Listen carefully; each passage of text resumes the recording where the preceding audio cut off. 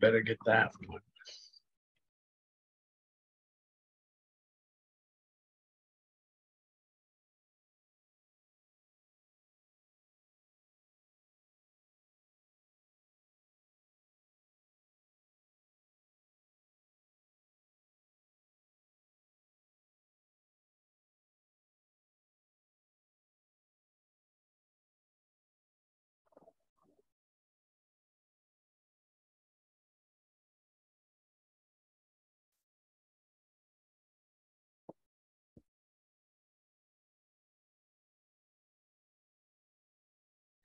Let's get testing 1, 2, 3, 1, 2, 3, testing 1, 2, 3. Great. We've got sound. That's fantastic. Let's open the chat.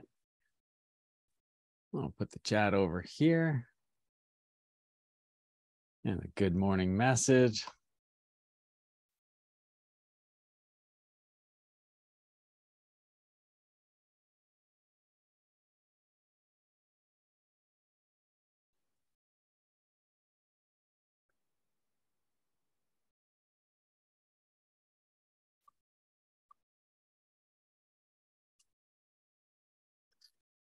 Fantastic.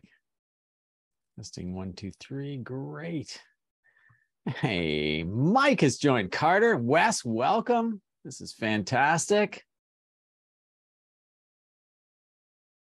Put the participant window over there as well. That is great.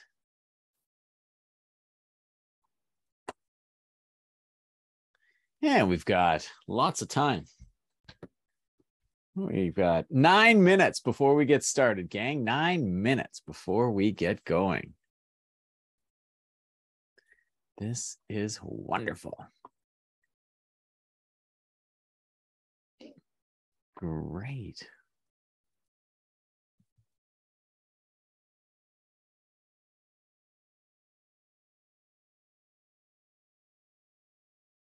I'll bet where I put my brand new logo, my on-screen video is going to appear there. I'll bet dollars to donuts. That's exactly what's going to happen. Well, that's okay. We'll just have to tolerate it sitting there. A little bit of time to grab a glass of water, cup of coffee, get ready for mastering negotiation. This is going to be fantastic. Hope you're having a great day so far already.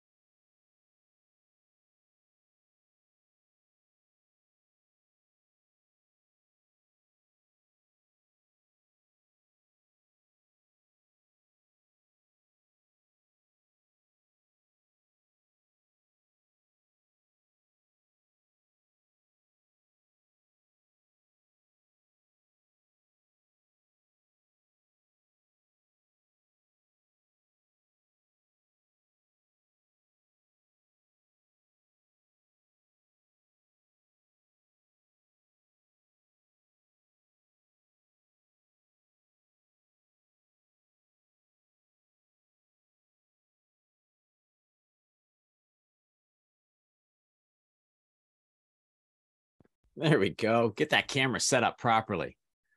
There we are. Yes, Mike. It's not a bow tie, it's a GMC. Good morning, Carter. Thanks so much for joining me, you guys. Oh, this is fantastic. Hi, Mark. Welcome. Thanks, Bill. That is great.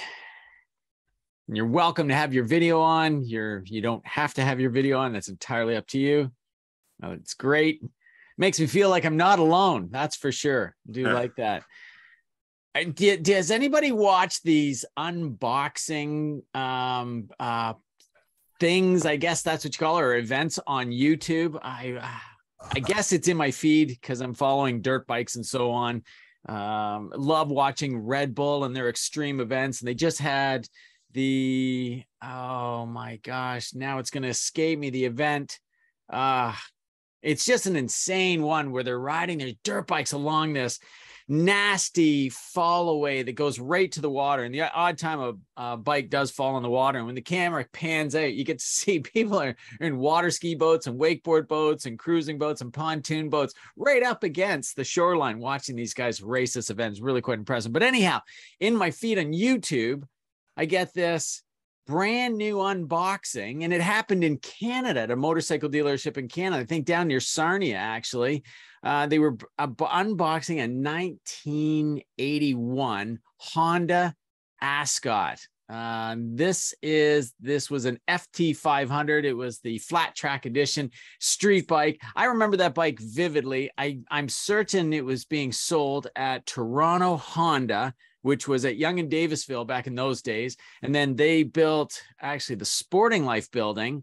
And in the process of the recession of 90 or 91, they lost that business, and Sporting Life purchased the building, and then it became the Sporting Life store. Anyhow, that bike was being sold for, if you can believe it, $1,500. Now, I don't know what this individual paid for this one. It was brand spanking new, in a crate, never assembled. I think the ad was 40-year-old motorcycle in a crate. Absolutely priceless. It blows me away where people get this stuff from. And of course, you see it more out of the US than here in Canada. But interesting nonetheless. Like you can definitely find out why or follow why they gather a following, because it is interesting. Of course, it's just about them pulling the box off, and you can tell the age of it as well. The crate was steel framing with cardboard, as opposed to today, it's now just wood and cardboard over top, for those of you that are familiar with the power sport industry.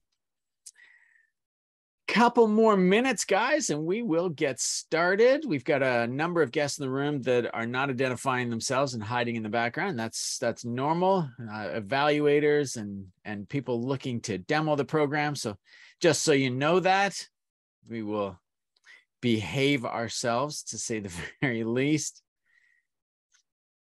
Anybody notice the new update to Facebook as well? Certainly in Marketplace now, who the vendor or the individual that's posted on Marketplace, their profile picture now shows up in the upper right-hand corner of the pictures that they're trying to sell stuff about and on. I thought that was kind of a different twist on an update. Kind of neat. I don't know whether that's helpful or not. Kijiji and AutoTrader have never experimented with that, but I noticed that I think it was yesterday morning while I was going through Marketplace and just doing that traditional scroll. I think we go through, a statistic I read one time was 3 miles of distance with our thumb, just scrolling along that inch at a time as we flick the screen up and find more to read, more to look at.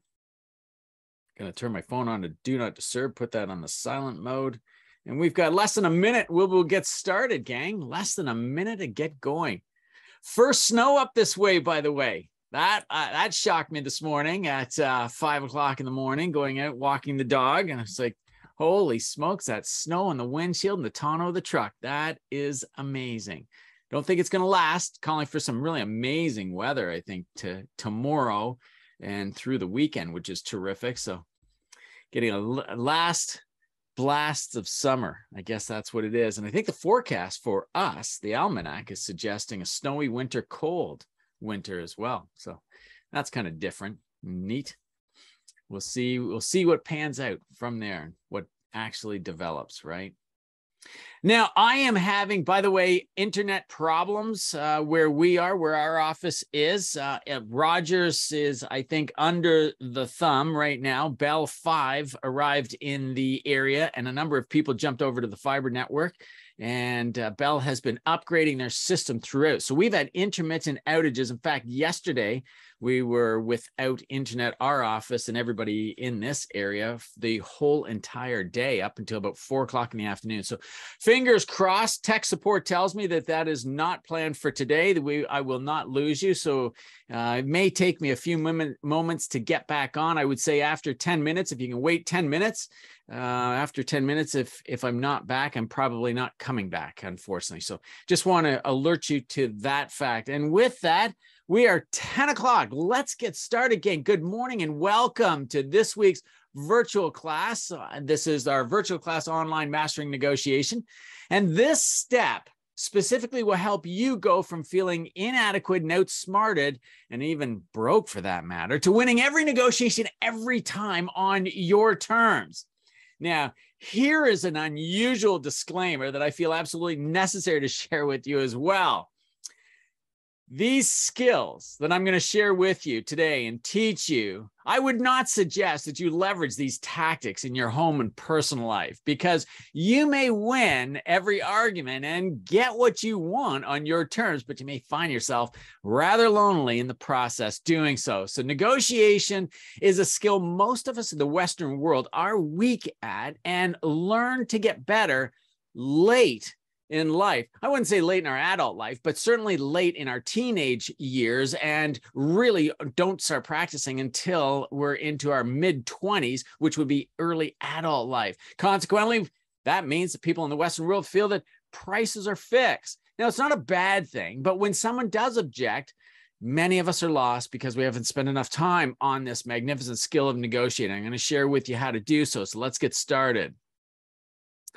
Well, for those of you that are familiar with me in the room, fantastic and welcome back. I am Bill Harvey, and founder of this technology and this system, and I hope you're in a quiet place and only focus on me. And you want to be sure to be taking notes, because these sessions are fast and they're packed with information.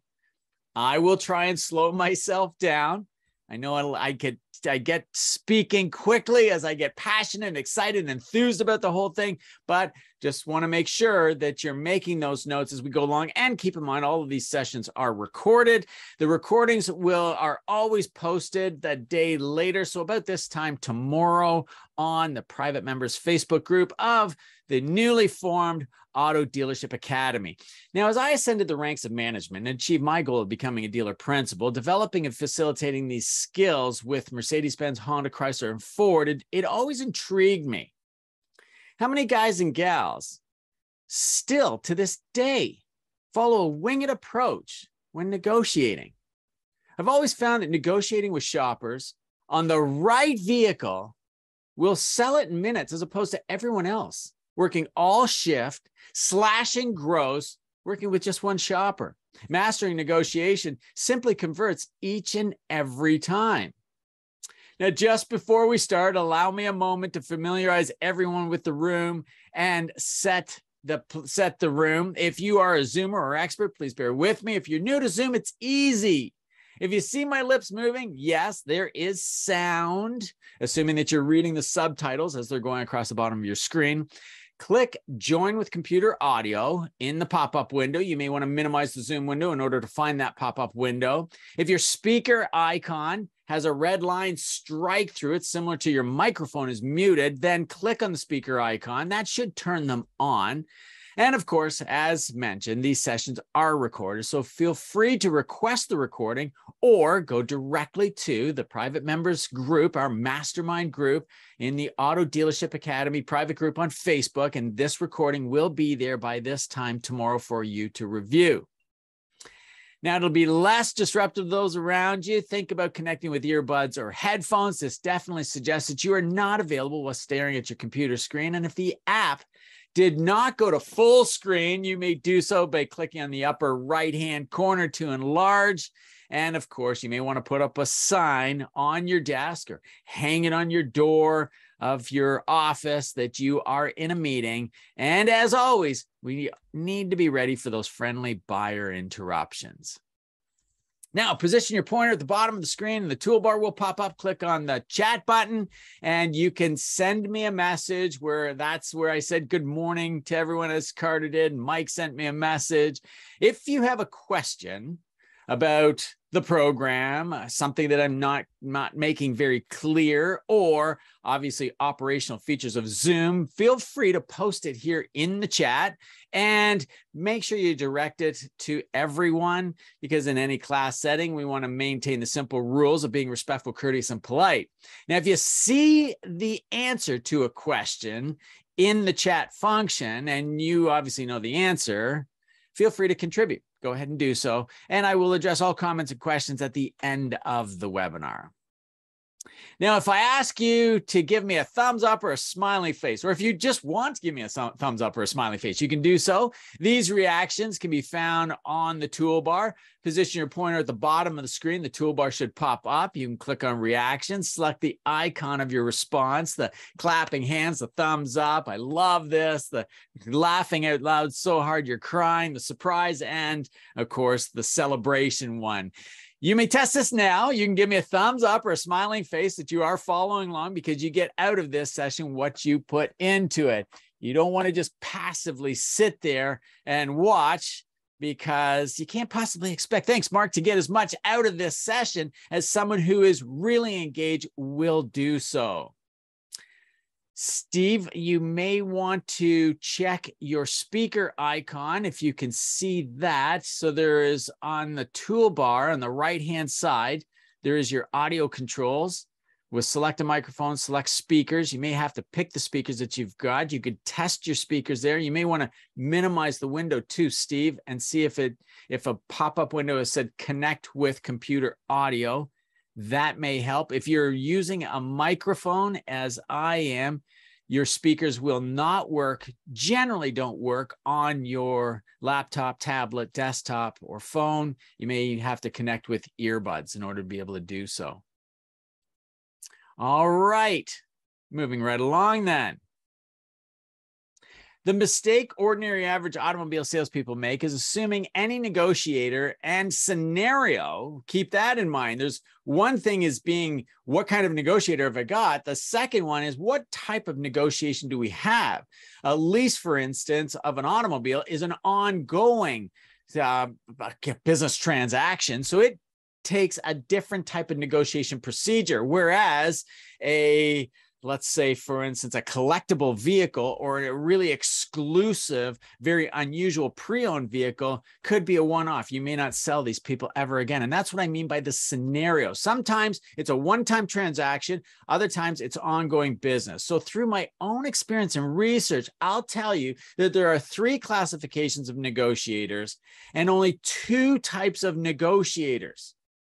Now, the 2 types of negotiators are really easy to figure out right out of the gate. There is the pleasant one and there is the difficult one. Now, you may have experience with the latter more frequently than the former, meaning the difficult one, and I'll call them outright mean then. And that's why you feel that, hey, Bill, you know, I get a lot of the latter rather than the nice ones. How do I talk to the nice ones?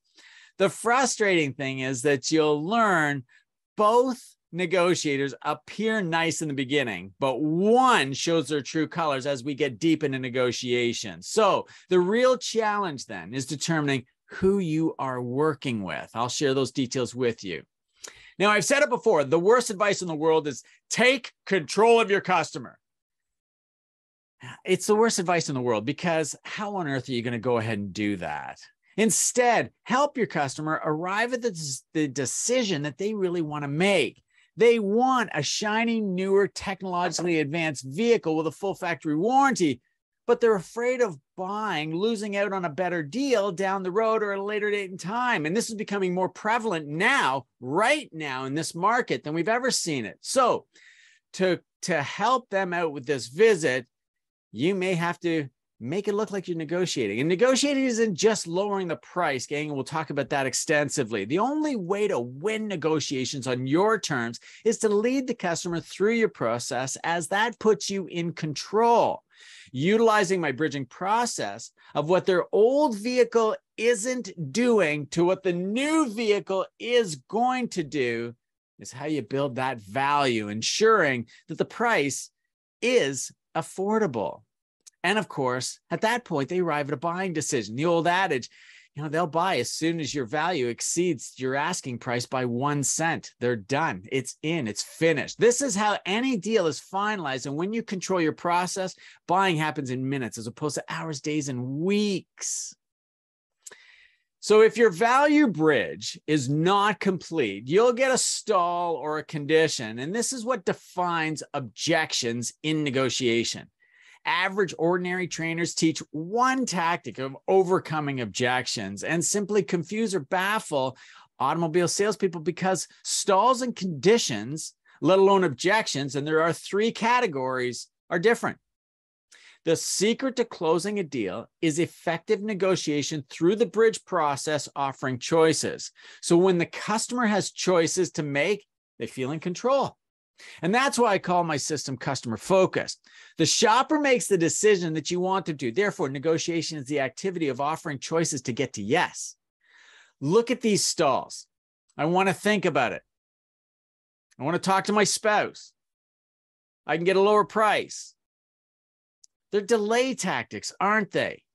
Conditions on the other side of the equation, such as not enough for my trade, the interest rate is too high. That one's coming up a lot now, isn't it? Color isn't what I want. That one's always been prevalent. Features and options. We've really learned our lesson in that in the last 20 months. Down payments. How many people want to put anything down? And yet they have to now in order to get the monthly payment or keep the monthly payment relatively close to what they had before. Are specific reasons not to move forward.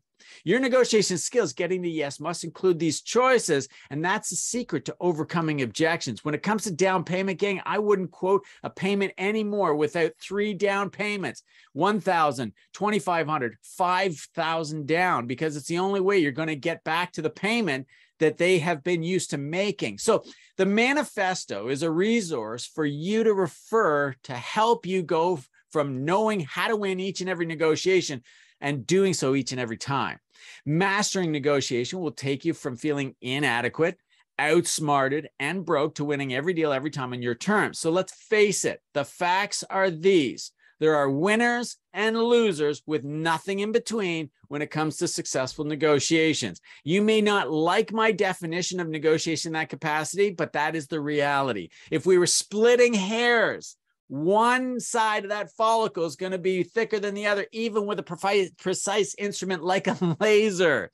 Now, don't misunderstand my statement either. When the buyer does not buy, meaning, does that mean that they lost? No, they got what they wanted and you got what you wanted.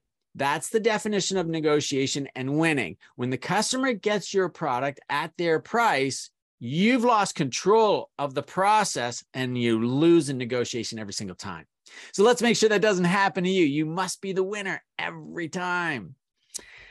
Now, this is the last step in the second phase of selling intelligence, and what it will do is help you increase your closing ratio by at least 40%. Because in this crazy high demand, low supply market, it's a lot easier than you think. But as the market turns the other way, you'll want to know how to negotiate most effectively to close deals on your terms, reducing selling time, making more money, not having to work any harder to maintain the income that you're enjoying now, and more. So in seconds, you'll learn exactly how my negotiation strategies will quickly win every deal every time on your terms and improve your vehicle sales without wandering aimlessly chasing the latest shiny object of negotiation with trickery.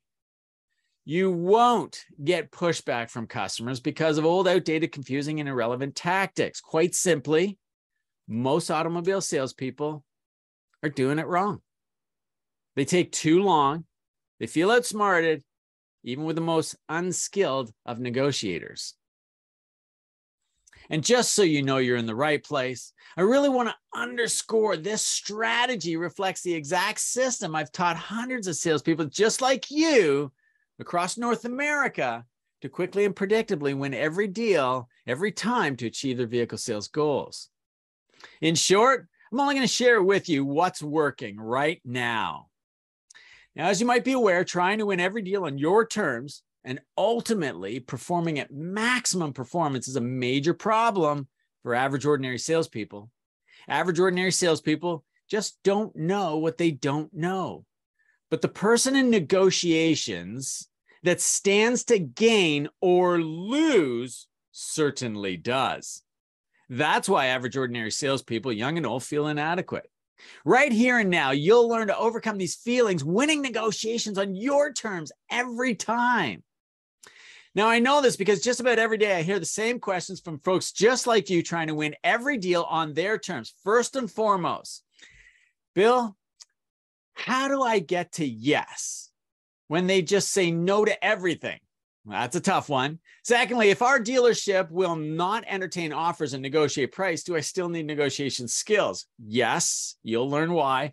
And follow closely by, because it's not always about price, follow closely by, will I make more money if I become a master of negotiation? That one floors me.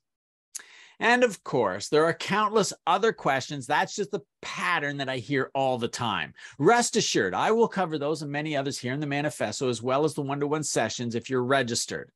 Not to mention the mastermind Facebook group through the Auto Dealership Academy. If you're not following and participating, you can't capitalize.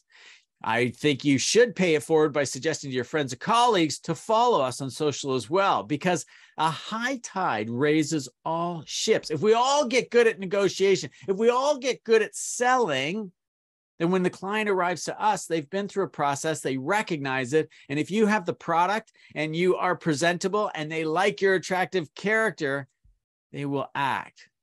It's when we frustrate and aggravate and piss a shopper off that they keep looking and looking. And of course, the more angry they get, the more frustrated they get, the more offensive they are towards us, which puts us off too. And we compound that. If everyone is effective at helping shoppers buy, there will be more intentional shoppers as opposed to tire kickers.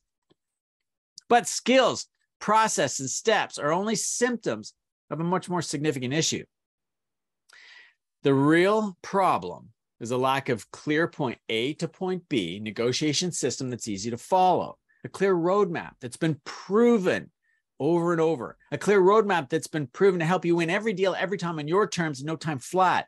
Now, I know you want the skills to keep them to yourself as a competitive edge, but again, a high tide raises all ships. As we saw with the inventory shortage, when all of you started presenting and negotiating similarly with the simple tactics of scarcity and urgency, selling got a whole lot easier, didn't it? Shoppers were buyers, unquestionably. I didn't need to convince you of that, but you need to maintain that mantra. Every shopper is a buyer. When there wasn't a better price down the road, and more importantly, that product didn't exist, your confidence went vertical, didn't it? Retain that competence and confidence following my clear point A to point B system. Now, maybe I jumped ahead a little bit, but we do not have all day. You want the strategy of tactics that work, and I get it. So what is your definition of negotiation? Think about this question for a nanosecond. Do you like negotiating with shoppers, or do you dread it? My research shows only 17% of buyers admitted to liking negotiation. Now, this statistic comes from, yes, Sam, it should be, but I'll share with you that concept in a moment. 17% admitted to liking negotiation. But that does not mean that 83%, we can't assume that 83% don't like negotiating either. There is a graduated scale to that. Interestingly enough, all shoppers stated the thing that they dislike the most about purchasing an automobile is negotiation. And that includes power sport and RV. We're not alone on all these things. These are high ticket items. These consumers added that what they really just want, all of them just want, they all stated the same thing, a fair price. Does that mean the lowest as in your cost or even at a loss? I don't think so, because 83% admitted and agreed that you have to make a profit to stay in business, and they recognize that. Only a small percentage were carefree about your profit. Now, regardless, my definition of negotiation is simple. Here it is. Get ready. Write this down. Get a pen in your hand. Grab a piece of paper real fast. Write this down. My definition of negotiation is simple. It's a process that we use to get what we want when someone else has or controls something that we want. Negotiation is a simple process that we use to get what we want when someone else has or controls something that we want. That means negotiation is a two-way street. You have the product, they have the money, meaning customer. Do you get that? Now, each side of the negotiation equation shares the same objective. And that's why I preface all of these sessions, and in fact, my whole entire system, with alignment. If you aren't aligned, running parallel together, then you're going to be fighting each other and pushing back.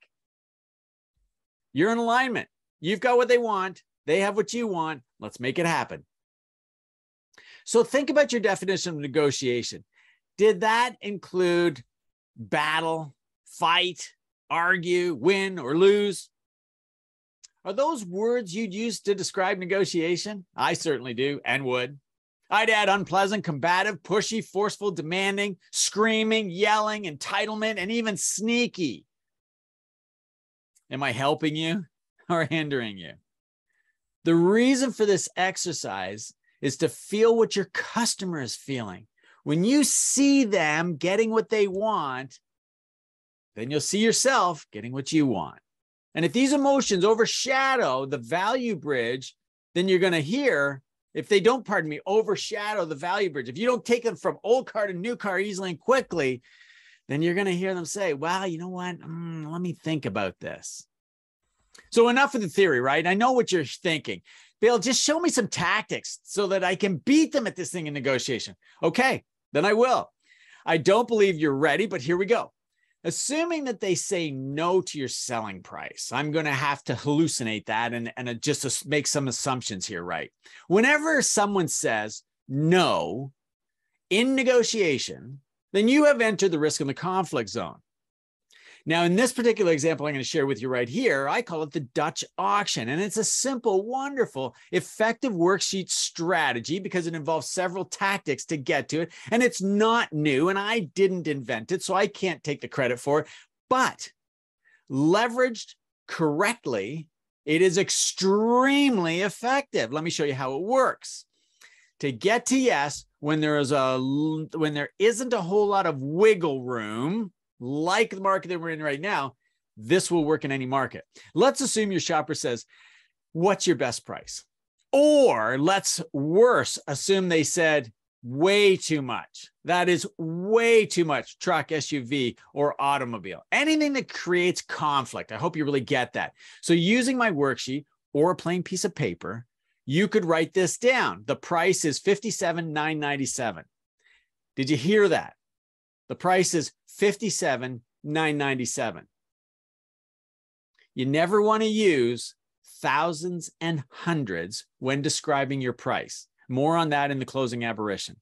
I'll teach you why at that step. Next, you want to write down any OE, original equipment manufacturer, or other displayed discount. That could be your in-house discount. And in this particular case, it is a $1,297 discount. Did you hear that? When we're giving them money, such as a discount, now we the whole title, $1,297. This goes deep to the buyer, the shopper. They're not a buyer yet, to the shopper's psyche. When giving them money, such as discounts, describe the whole thing. When you're asking for money, just the numbers. Again, this is covered extensively in the closing aberration. Now, the next line or discount comes out of your pocket as part of your commission. So be careful how much you knock off, but you know you have to show something. You have to show some kind of movement. So I would suggest $300. That's not a lot of money on a $50,000 deal now, is it? But it shows movement, and that's what the shopper is after. Then don't do what every other average ordinary salesperson does and expect the customer, just sit there by expecting the customer to say, okay, I'll take it. That's amazing. Make sure you ask for the sale. Knock $300 off and then say, with your approval, I will go and get a time for delivery. Then we'll go on to the next slide. Let's assume they say, are you crazy? No, not at all. Then you need to prepare for another price drop, don't you? So the next tactic is only $150 off, because remember, this is starting to come out of your pocket, not to mention the dealer principal's pocket, as well as your manager's pocket. But the secret to this, you see the small drops? Number one, the second secret is, with your approval, I will go and ask for a time for delivery. Every single one of these drops, you ask for their approval to go and get a time for delivery. Ask for the sale. Do you hear the perfect alignment of those tactics? So they're all working together. Price, delivery, approval, individual tactics aligned to close the deal, wrapped up into what we call a negotiation strategy of the Dutch auction. But I'm creating confusion here, I know, because I preface this workshop with winning negotiations when you're not negotiable, right? I'm teaching you to do price drops, and that makes me contradictory, doesn't it? Well, not really, because these price drops are necessary and quite acceptable in terms of gross profit. But are you winning, therefore, on your terms then? I think the simple answer to that question is obviously yes. By keeping the deal moving forward at discounts that you can accept, you are getting to what you want and helping the customer getting what they want. And more importantly than that, the price drops are in your control. Remember, you can't control the customer, but you can control your process. This is the process of negotiation. You control the drops. You don't ask them what they want to pay, how much they want to offer, what price would be fair, because they're going to tell you. You're not going to be happy with that answer. So I hope that clarifies some things for you as we're moving along here. Keep in mind, when you are in the risk and the conflict zone, it is unlikely that you'll negotiate successfully without any kind of price movement. So what if they say no? You're a good, tough customer. Thanks for asking. You want to keep the conversation going and reduce discounting to the ridiculous to get acceptance. And the guy who owns that phrase, reducing it to the ridiculous, is my favorite mentor of all time, rest his soul, Zig Ziglar. Absolutely dynamite. Ziggy was amazing at it and had that beautiful Southern drawl that I can't possibly emulate. So we want to do another price drop at half of the second price drop. So now we're at, and even less than half of that, we're at $50. $50 off on a 50,000 plus purchase. I hope you're seeing the point. I hope you're seeing what the customer's seeing. You know what the customer is seeing? They're saying to themselves, wow. It's a little voice inside their head saying, wow, there can't be as much profit in this product as what I originally thought. And by gosh, don't forget to ask for the sale by delivering up your $50 reduction with saying, with your permission, indicated by a deposit, I will go and get a time for delivery. Now, unconsciously incompetent salespeople never ask or forget to, and that's why I say average ordinary salespeople don't believe every shopper is a buyer. You can't forget to ask for the sale at each one of those drops. You're negotiating and closing at the same time. Now, if you don't ask for permission and request a time for delivery, the customer's sure to say, okay, if that's the best you can do, let me think about it. Which, in other words, is a hunting license for them to go down the street and start shopping. As our inventory builds, this will become more prevalent, more routinely. So the shopper will either agree with you and They'll ask you how you want the deposit or ask you why a deposit is necessary. And by the way, it's a show of good faith and a commitment to take delivery, and it secures that vehicle or the order. And of course, you want to leverage that, presenting your offer to the sales manager to make sure it will be accepted. Now, in the interest of time, I'm going to move on. I hope you got the gist of the Dutch auction. That is covered in the detail phase, step 2 of phase 2, in step 6. You can go and review that if you have the manifesto and access to it. Start and stop and make notes. Practice to perfection. Always remember, negotiation is a process we use to get what we want when someone else has or controls something that we want. Your shopper has the money. You have the product. Like the movie Proof of Life, Hollywood does an excellent job depicting what anyone in the audience could relate to. Meaning, if someone in that audience was an expert on the screenplay, living it daily, then they can relate to it. And they could say, wow, that is very similar to what it's actually like. If you've watched Top Gun and any of the teasers and trailers that were populated very strategically by the movie set ahead of time on YouTube, you'll see a number of ex-Navy and Army pilots that said, yeah, that is really what is going on. And then, of course, lots where they say, no, that is trick camera and all the rest of it.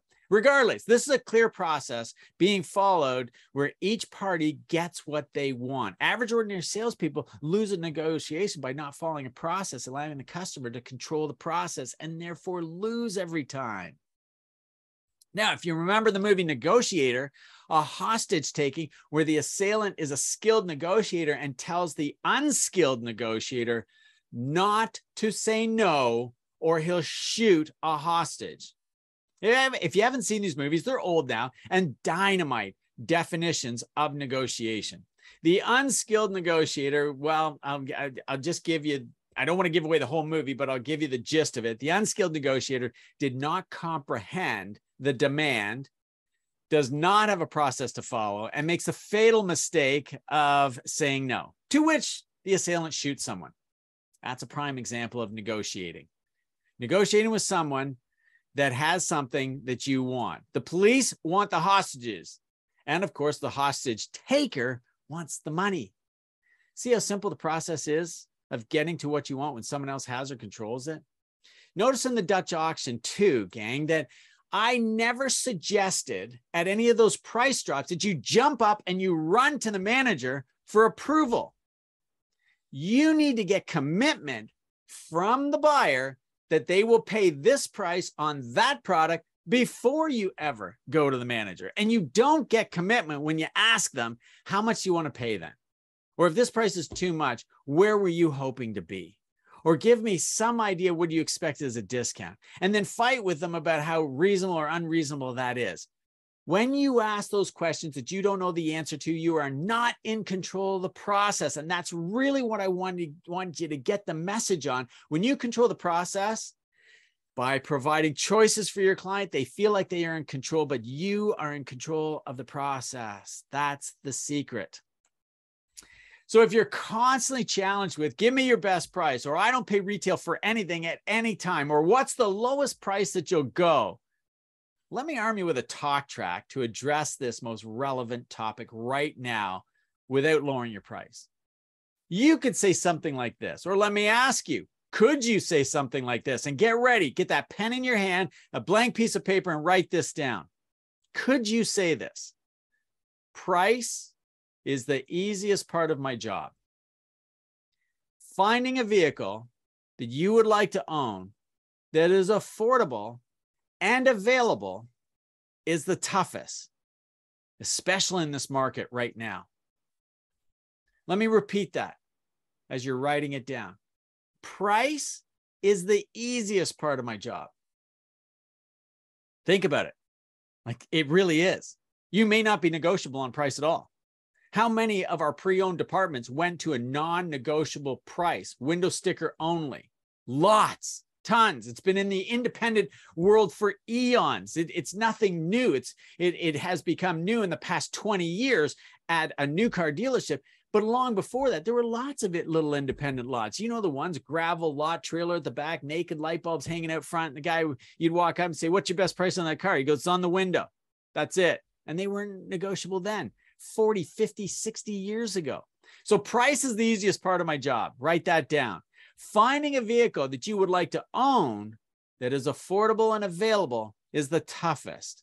Now, affordable is what they want to hear. Available is what they need to know, especially in this market right now. Hey, look, they've heard about our shortages. They've seen the lot empty. They know you don't have a whole lot of products. So it makes sense, especially in this market. You could add this, write this down. Whether you shop 1, 2, or 3 dealerships, you're going to arrive at the same conclusion. If you don't get what you want, the way you want it, I'm pretty sure you won't come to an agreement. Did you write that down? Whether you shop 1, 2, or 3 dealerships, you're going to arrive at the same conclusion. If you don't get what you want, the way you want it, you won't come to an agreement, right? Are these easy yeses for you to get? Are you saying what the client wants to hear? They want to shop around. They want you to think they're shopping around, that you're having to compete with others, right? You never want to forget seeing them getting what they want so that you can see yourself getting what you want. Sticker on the board and a commission. Do you follow me on this topic? I really hope so. Now, read this slide as I talk through it. It's the hostage negotiating the story proof of life. Now, based on my definition of negotiation, the hostage takers must eventually give in to get the money so that they can live. If they don't give in and accept a lower number for themselves, then maybe no one will ever take them seriously. If they don't give in, someone may not take them seriously. Now, based on my experience, I want to make sure, can everybody hear me? Give me a thumbs up that you can hear me. I want to make sure that we still have internet connection. I'm seeing my subtitles have stopped working. Good. Thanks, Mark. Appreciate that. Thanks, Wes. Thanks, Carter. Okay, good. Carrying on. So based on my definition of negotiation, the hostage takers must eventually give in to get the money to live on. If they don't, thanks, Peter, no one will negotiate with them, and they'll simply be deemed an unethical opponent, and the hostage will always get killed, and so no one will ever negotiate with them. If they always give up the hostage, they won't be taken seriously and they'll never get paid. As unpleasant as you think negotiation is, it's simply a process that we use to get what we want when someone else has or controls something that we want. You get better at it when you control the money, not asking for offers. I hope that makes sense. Now, if you have a tough, almost unreasonable shopper, tell them this. Write this down. Grab your pen and paper again. Write this down. Say this. I have not asked you to make me an offer, but I do want your business, and I believe that I will earn it. So if you don't get everything the way you want it, then there will be no deal had. Does that make sense? Write it down. I have not asked you to make me an offer, and I do believe I will earn your business. If you don't get everything the way you want it, then I don't believe that we will come to an agreement. Similar to the last talk track, but this one adds to it everything the way you want it. This tactic opens up the dialogue and will help you realize that you may have not effectively built the value bridge. If the value is realized, price is arbitrary. Remember that OBP strategy of overview, benefit, and permission. Leverage it through a closing and negotiation. And you could say this: price can be as important as where and whom you choose to do business with. price can be as important as where and whom you choose to do business with. Make the shopper feel like they are in control, picking the place and the price at the level that they want to do business at. That's the purpose of these talk tracks. There's an enormous amount of psychology built into this that goes deep to their subconscious that just makes sense.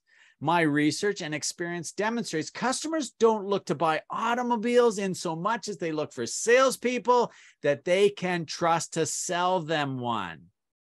Now, the closing aberration complements the negotiation process. So if your shopper said anything related to lowering price, follow these steps. Number one, make sure what the customer is asking for is related to price. Make sure what the customer is in fact asking or objecting to is related to price, because not all best deal comments are related to price. So you want to isolate that. Oops, sorry, skipped ahead. Sympathize, don't empathize.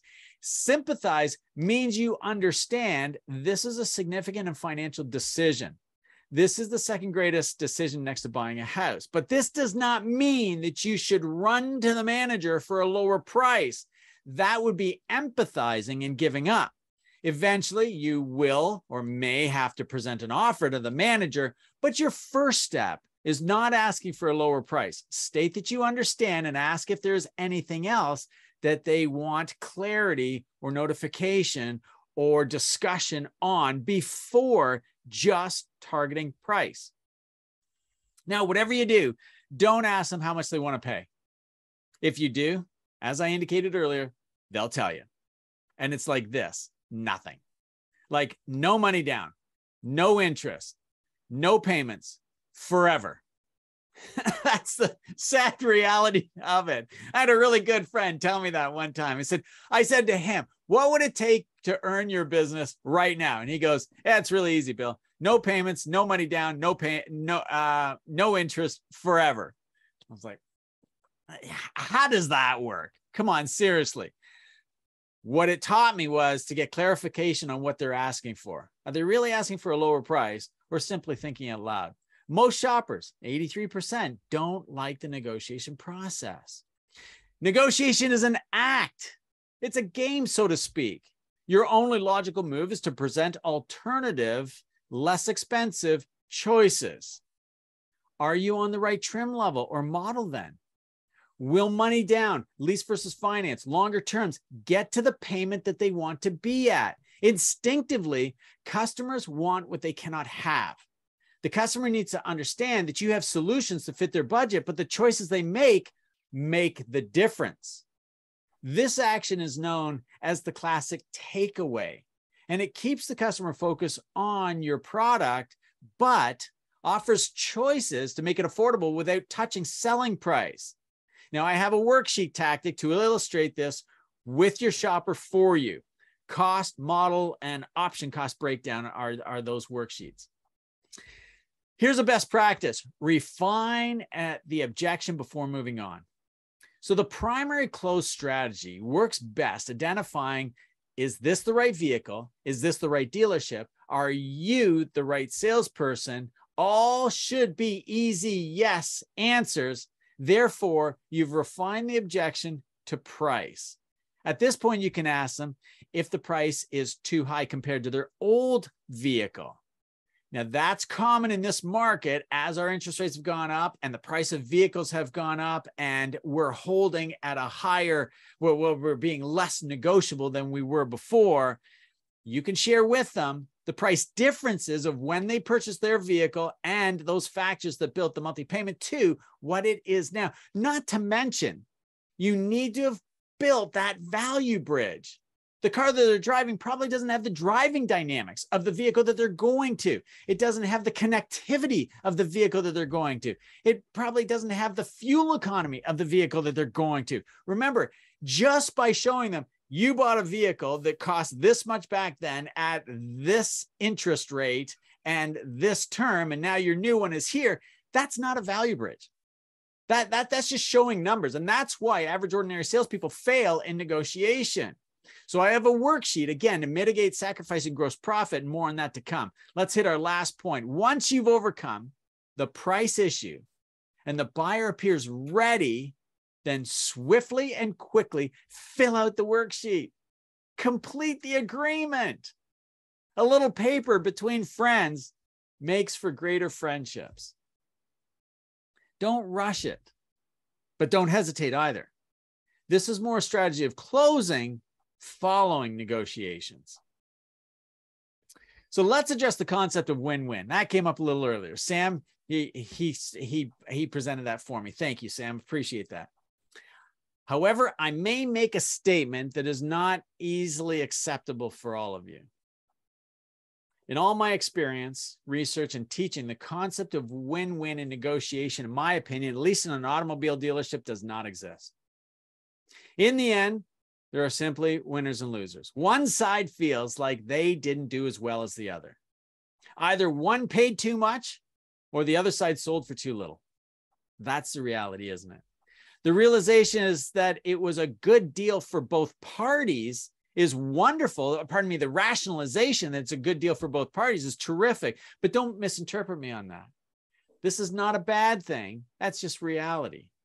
The silver lining is that the customer has a new vehicle and you got a commission. Better than nothing, as the old adage goes.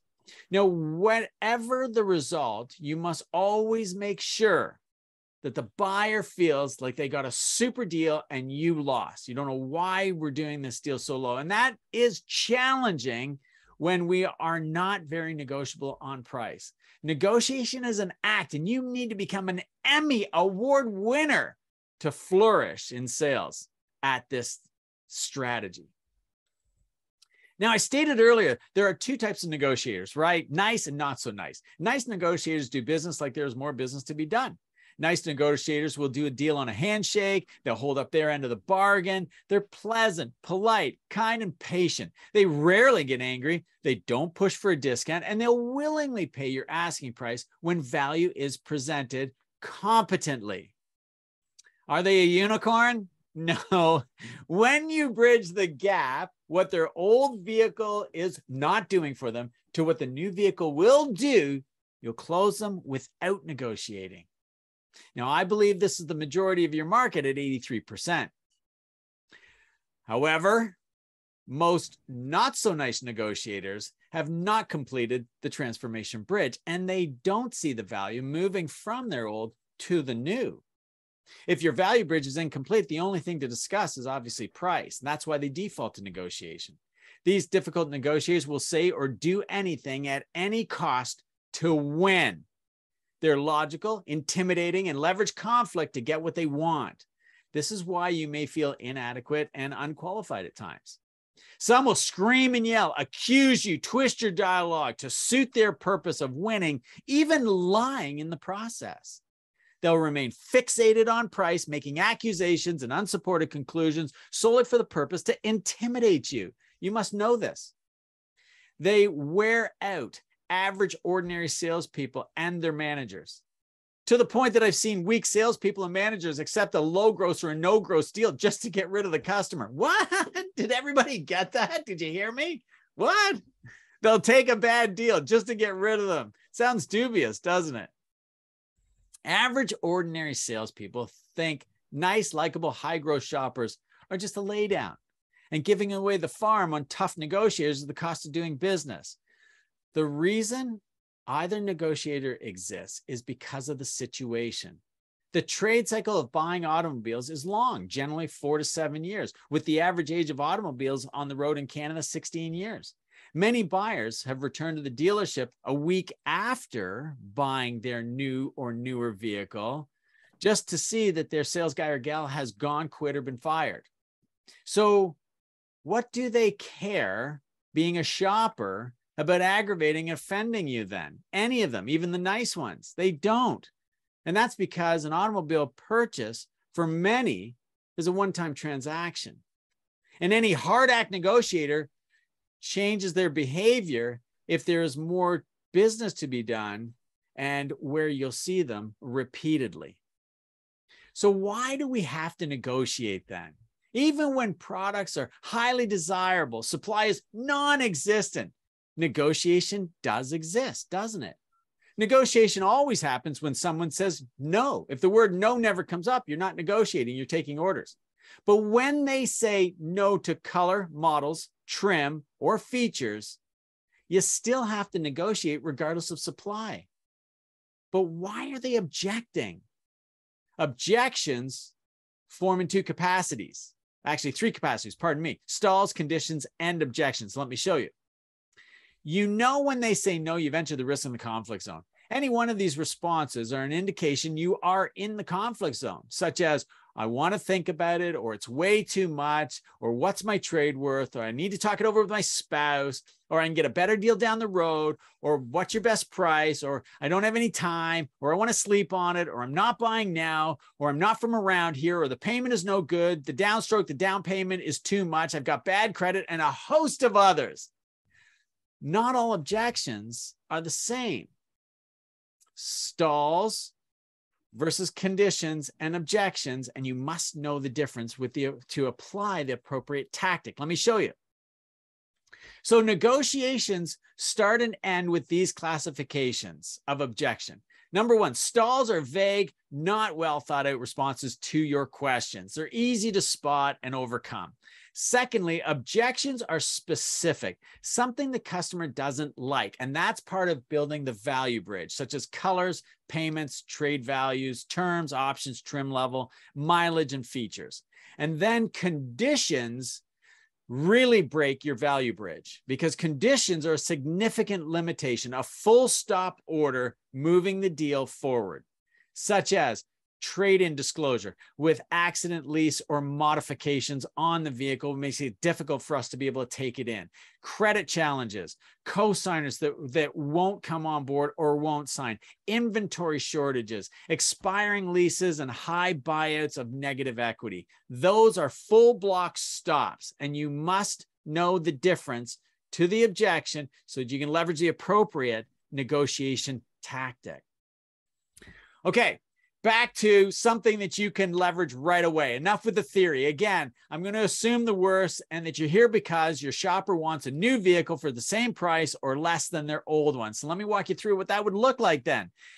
Is this a reasonable scenario? The shopper wants a new vehicle for the same price or less than their old one.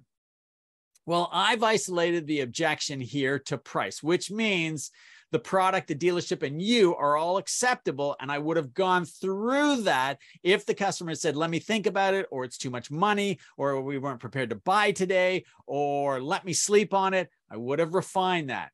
You need to know the conditions are good to go before jumping to this tactic.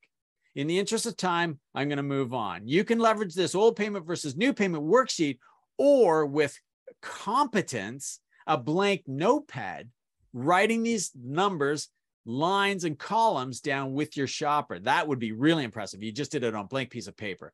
But for now, I would suggest using the worksheets. Let me show you how it works. There are 4 columns, 9 rows, 3 numbers that reduce the price to the ridiculous. This tactic will have you closing faster with less negotiating and hitting your vehicle sales goals instantly. The first column are the details. The second column is the trade-in, and the third column is the benefit and the difference. Let me show you. 2 lines in this particular slide of 6 steps. So follow along, pay attention. You want to fill in the top line, the top row, with your trade-in amount and the current monthly payment. You've got to know the trade-in monthly payment as well as the new car monthly payment in order to make this work.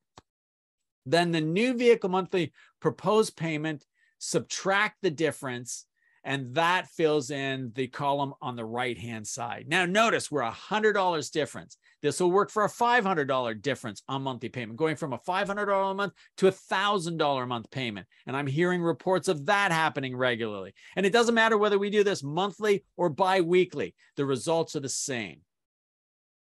On the second line, you want to fill in the trade amount, the actual cash value, and then the new vehicle selling price, and subtract the 2. Yes, there's going to be a big difference factor there, and it's great to illustrate this for your client. On the third line, ask the shopper how much warranty is on the vehicle they're currently driving. They don't think of it in this capacity. I'll share this much with you. This is one of the triggers getting them into the showroom, but they don't want to make that obvious to you. So in the third column, fill in your original equipment manufacturer's warranty, both powertrain and total vehicle mileage timeline.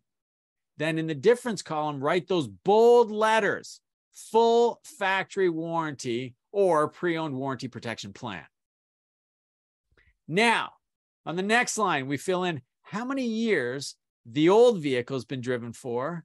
And in the column next to it, we'll fill in the amount of time the new vehicle has been driven for and the difference in that, and the difference in the column afterwards, right? What's the benefit? That it's never been on the road, that it is brand new, it's new in box, it's or a used pre-owned vehicle, slightly driven, never abused, certified pre-owned by our process. You need to have a benefit in that difference column and highlight it for your client. On the next line, we're going to fill in the mileage of the trade-in and the mileage of the new vehicle. If the new vehicle is unregistered, then the mileage is always 0. Even though any vehicle will arrive, brand new vehicle will arrive with at least a little bit of mileage, having gone through testing on the dyno in the factory and just simply being moved around on the lot, getting to transport and getting it to our lot, let alone the mileage that we put on it driving around the lot. So every vehicle is going to have a little bit of mileage, but because it's unregistered and the warranty starts from that moment on the clock forward, it is always 0. Even if it was a dealer trade with 1,000 kilometers on the odometer, to my knowledge, that is still an unregistered brand new vehicle, and the warranty starts from 0, which means starts from 1,000 kilometers that are on it. Correct me if I'm wrong. If that is not the case with your particular manufacturer, I'd love to know.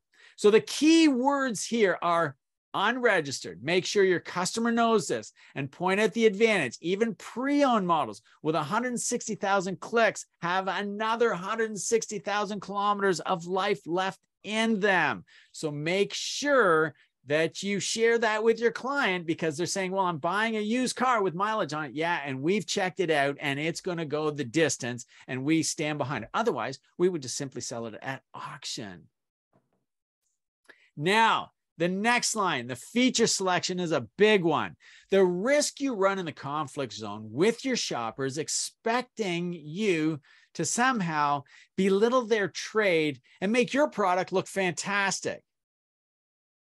Well, yeah, I sure hope they're expecting that. I mean, why are they here talking to us if there wasn't something wrong with their old car? Hey, the mark of an average, ordinary, unconsciously incompetent salesperson, the one that goes, that's a really nice car, that's fantastic. Look at that one on the screen with all the mold hanging all over it. It looks like it served you really well. Don't do that. They want to purchase your new vehicle and brag about it. I wouldn't go out of your way to say what a pile of junk that is, and no wonder you're dropping it off to get rid of it and saddling me with your crap. That may be a little exaggerated and may not win you friends and earn their business, but don't overdo it either. That looks like the vehicle has served you and its time is done, because when the value that you present exceeds your asking price by only 1 cent, that shopper will buy. And as I said before, when the value meets their expectation, price is arbitrary.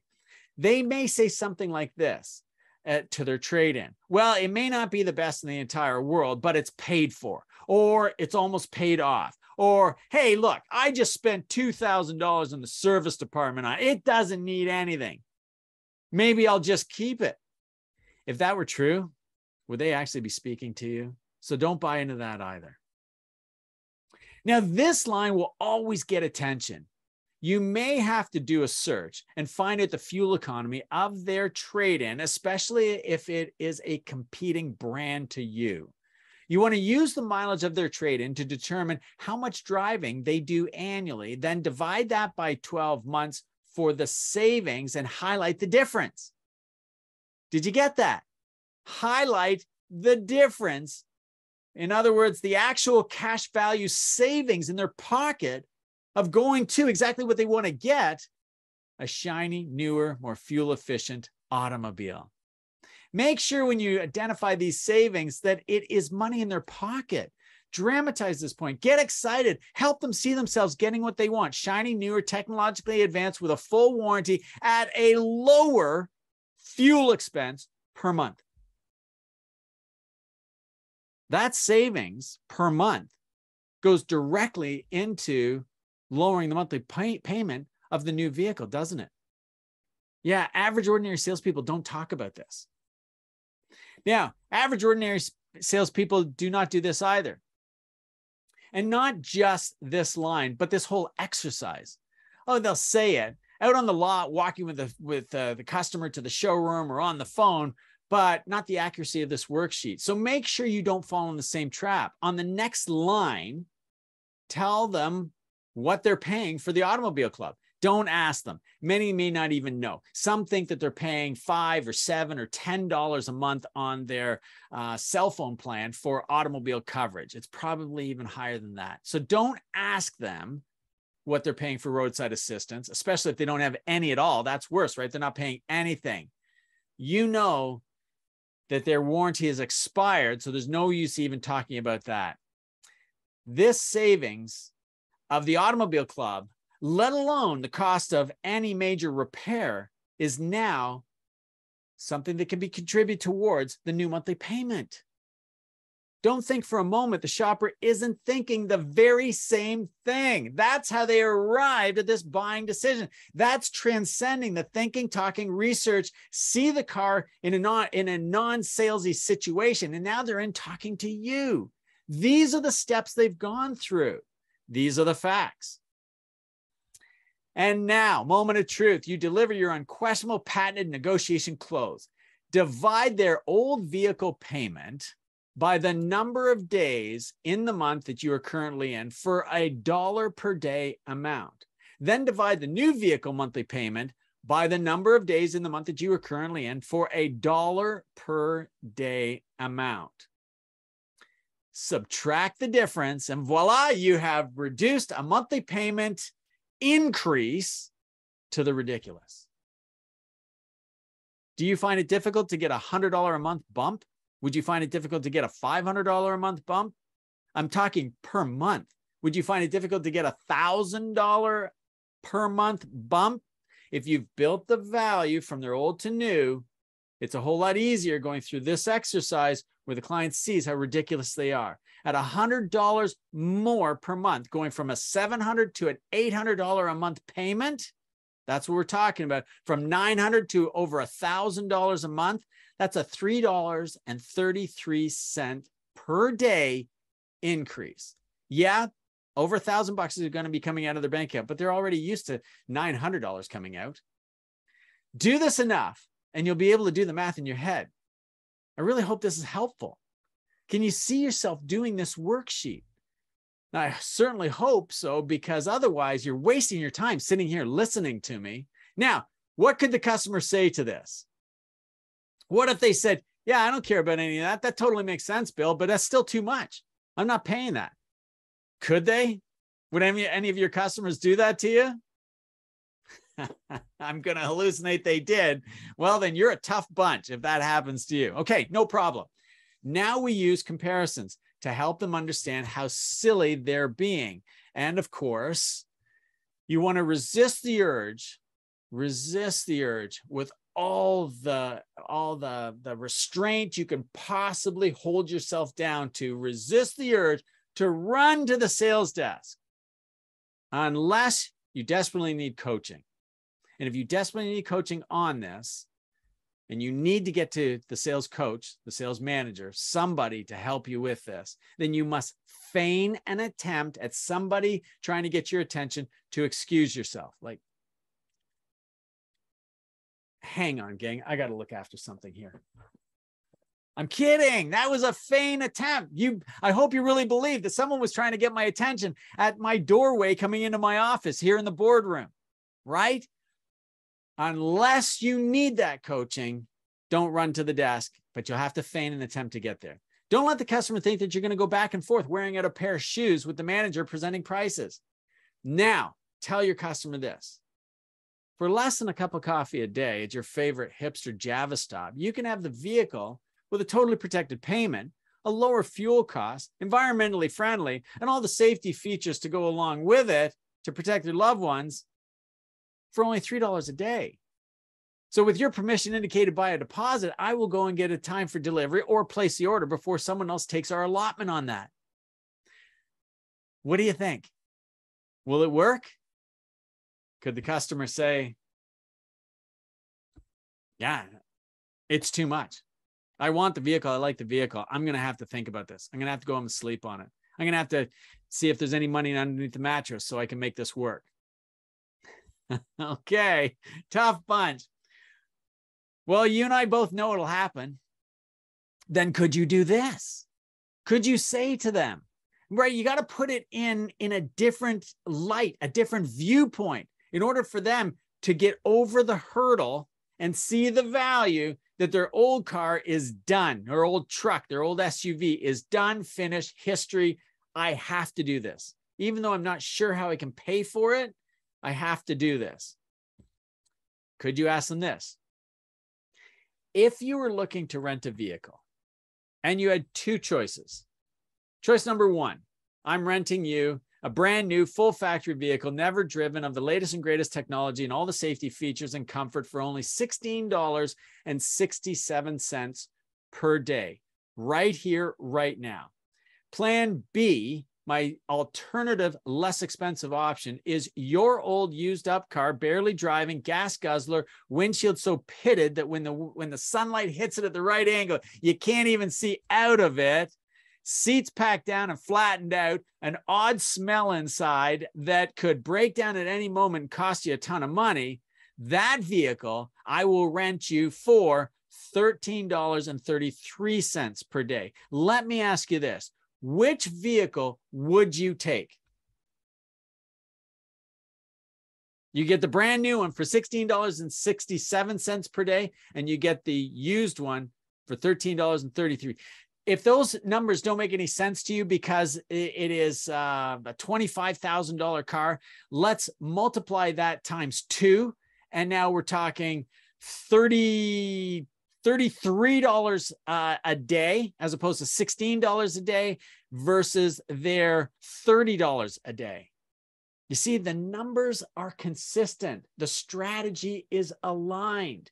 That's how this makes sense for a customer. That's why your negotiation works every time, winning on your terms. You know the answer to your question, and the answer to this question, which one would you rent? $16.67 versus $13.33 is obvious. They're taking the 16, never driven, full factory warranty. And you could say to that, great choice. Let me secure this one as yours. I'll notify the business manager and request a time for delivery. All I need is your approval right here. Don't forget to get the sale. A little paper between friends makes for stronger friendships. And that's it, gang. We are out of time. I'm slightly over my mark. Be sure to block time in your calendar next week. All these Thursday sessions are at 10 o'clock Eastern Standard Time. All this material and more is found in the manifesto of the Auto Dealership Academy. Please go to my website, autodealershipacademy.com, to learn more. Be sure to join and follow our Facebook page, the Auto Dealership Academy. Consider joining the mastermind if you have not already subscribed or not a subscriber. If you don't know what a mastermind is and have never joined one, then you will get a ton of information. This is the new way of learning. Not only do you learn from me, but we learn from each other. And as the mastermind builds, we'll move to hot seats. And that is super exciting stuff to do. Follow me on social, each one of the channels. And now you have me personally. You're welcome, Mike. You're welcome. Thanks so much for joining. You have me personally to answer all of your questions. And I'm here to answer all questions until we're done. Text me in your question, or you can use your microphone to unmute yourself to access this. And the floor is open. Type in your question. I'm going to take a drink of water. Definitely needed. It used to be nice hot lemon water. Now it's cold lemonade. Lemonade. A little late in the season for lemonade. I watched this guy on YouTube. You're welcome, Carter. Thanks, Hamid. You're welcome. Just a fantastic guy. If you enjoy watching some of the car shows on YouTube, all of my television watching is YouTube, strictly only YouTube. I absolutely love it. Maybe I'm a kook. Dennis Collins. Dennis Collins, the owner of CB Jeep down in Texas, and he does a magnificent job. Yes, it is recorded for viewing later, Sam. You'll find it in the private members group of the the Auto Dealership Academy's Facebook page. So if you're not a member of that private members group, please request to join, and then I'll have this recording up there tomorrow by this time tomorrow for sure. Absolutely, without a problem. Dennis Collins, just a character. He worked for Gas Monkey Garage and for Richard Rollins. So he's got some fantastic camera experience and super experience with, thanks, Mark. Really appreciate. Okay. Those videos are coming out very shortly. They're spaced out 7 days apart. So your next ones will be showing up on Monday, I think. Mark, they should be available for release. That'll be step 2. Anyhow, Dennis Collins, the character of a guy, and he was, gosh, what was he looking at? What was he buying? Oh, sugar. Now it's escaped me. It'll come to me. The more I think about it, maybe we'll get a couple of questions. We'll hear from everybody, and I can field those questions as we go along. I'll just make sure that I've got everybody's, if anybody has a question, good. I hope Peter got the sound fixed. Great. All right. What was I trying to think of on this Dennis Collins? Oh my gosh, I can't believe it slipped. Oh, yes, lemonade. That's what it was. I'm drinking my lemon water. So Dennis Collins is when he buys a car, he asks the individual, and he buys, you're welcome, Sam, the collectible cars. And he's a Mustang fanatic, a Jeep fanatic, but he'll buy anything. And he's been buying Porsches and Camaros and Firebirds and first gen stuff and really, really neat stuff. And barn finds, like they are rough. He bought 2 Porsche 911, very exclusive. And I don't know a lot about the 911 heritage, that these cars were very, very special. And to you and I, to the naked eye, they were junk, garbage. Like, I think the scrap heap would have a tough time paying you anything for it. Anyway, he's driving past this lemonade stand. And another thing that he does, when he buys your vehicle, he says to the seller, he said, where's the best place to eat in town? And he goes and eats at their restaurant. Of course, they film the whole thing. And when he orders from the menu, he orders every single appetizer they have, one of every single appetizer. And he's generally got, well, there's always a crew of at least 3 of them, generally 4 of them. There's a cameraman, and then there's the guy that's driving the transport truck, and then Dennis himself, and then there's sometimes another guy that help him out. So they're eating a lot of food, which is really neat. So he spends a lot of money, and obviously the restaurant says, yes, you can film it, and it makes for the show.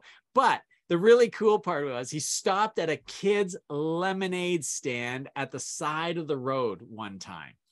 And he said to the kids, he said, what's the biggest bill that you've ever received today? And the one kid goes, I think we got a 10. And the other one goes, no. And these children are like 5 and 7, like they are young. And the other one goes, no, we got a 20. And he's going through his wad of cash, and he pulls one out and he goes, there you go, take that. And they go, 100. And of course the parents are there and everyone's smiling. And Dennis walks away with his little glass of lemonade, and he's sipping. He goes, yeah, it's pretty good. He said, I just love that kind of entrepreneurial spirit, especially at that age. And kudos for the parents for letting them do it on the end of their driveway and coming out when people come by to make sure that the kids can make change and that they don't get taken advantage of, and somebody just doesn't grab a cup and walk away.